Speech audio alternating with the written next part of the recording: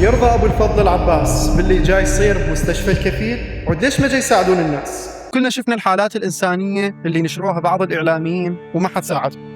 الحالات كانت مؤثرة وعاطفية إذا تسمعها من طرف واحد، لكن إذا تتعب نفسك شوي أو تبحث وراح تطلع لك سوالف ثانية. اللي نشروا الحالات للأسف أقلها ما كلفوا نفسهم يروحون يسألون إدارة المستشفى نفسها كما سوى غيرهم.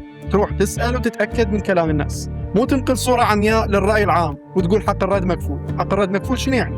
أنا هسه إذا سمعت كلام عن أحد الأشخاص بأنه هذا عنده كذا أفعال، يصير أصدر هذا الكلام للرأي العام وأشوه صورته قدام الناس والدور أقول حق الرد مكفول، هذا راح يبرئني أمام الله إذا كان كلامي غير صحيح.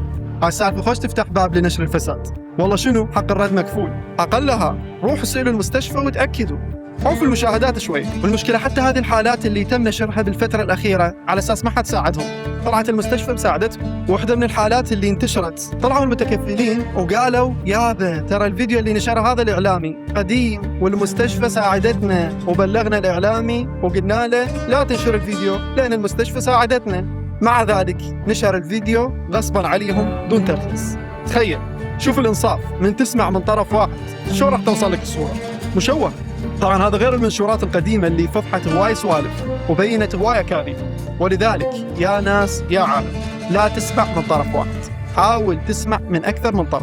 أي شخص له حق بانتقاد الحالات السلبية بالمستشفى وبأي مكان خدمي، مو بس بالكفيل، لكن كون منصف بانتقادك، خليه يكون نقد بناء، الغرض منه إصلاح الحال، مو الإفساد وتشويه السمعة بالكذب والتدليس.